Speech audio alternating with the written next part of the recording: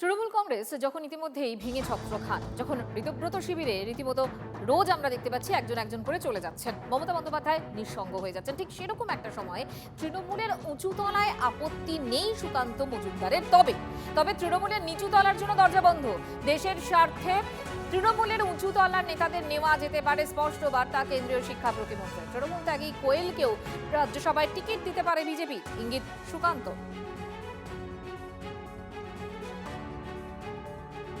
উনি পদত্যাগ করেছেন, এবার পদত্যাগ কেন করেছেন উনিই বলতে পারবেন। তবে বিগত দিনে দেখেছি যারা আমাদের নেতাদের সাথে দেখা করেছেন তারা প্রত্যেকেই আবার বিজেপির টিকিটে আসতে চেয়েছেন, কারণ তাদের এখনও অনেকটা সময় বাকি। কোয়েল মল্লিকের তো মনে হয় প্রায় 5 বছর বাকি, 1 বছরও হয়নি মনে হয় এখনও। স্বাভাবিকভাবে উনি চাইবেন অন্য কোনো রাজনৈতিক দলের হয়ে এসে সেখান থেকে থাকার। নিচের তলায় কেউ আসবে না, শিলিগুড়িতে কাউকে নেব না।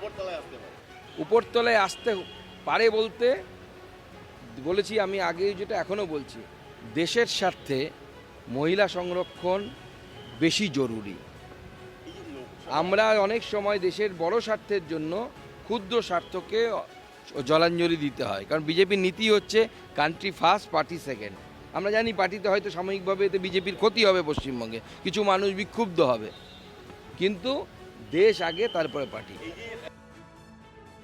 তাদের যে সংগঠন নেই, তাদের যে পুলিশ প্রশাসন এজেন্সি দিয়ে লোক টানতে হচ্ছে, তার বড় প্রমাণ হচ্ছে এই একটা সরকার ক্ষমতায় আসার পরেও যেভাবে পুলিশ প্রশাসন এজেন্সি বা অন্যান্য চাপ দিয়ে লোক নিতে হচ্ছে, আবার কারুর কাছ থেকে কোনো দল থেকে নেওয়া হবে না নেওয়া হবে না, এটা একটা দলের নীতিগত সিদ্ধান্ত হতে পারে, কিন্তু সেই দলের ওপর থেকে নেওয়া হবে, মাঝখান থেকে নেওয়া হবে, ডান দিক থেকে নেওয়া হবে, এটা কোনো একটা আলোচনা হতে পারে? এটা সম্পূর্ণ একটা দিশাহীন পরিস্থিতি। বিজেপির নেতারা একবার এক একজন কথা বলেছেন। দিলীপবাবুর সময় তো যোগদান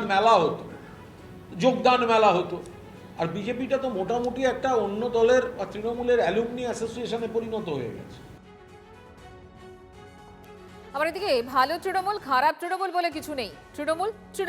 তৃণমূলের কোনো পরিবর্তন হবে না। 3 তৃণমূল ত্যাগী সাংসদকে দলে নিয়েও মন্তব্য শ্রমিক ভট্টাচার্য। যারা তৃণমূলকে গ্রহণ করেছে তারা পরীক্ষা করে বর্জন করেছে।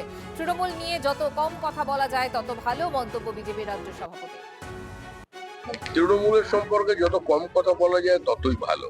আপনি কোথায় ভালো পাচ্ছেন কোথায় খারাপ পাচ্ছেন জানেন। দেখলেন না, আমি একবার 3 জনের হাতে পতাকা দেওয়ার পরে কি সুন্দর আমার গলায় জুতোর মালা পরিয়ে দিল সোশ্যাল মিডিয়ায়।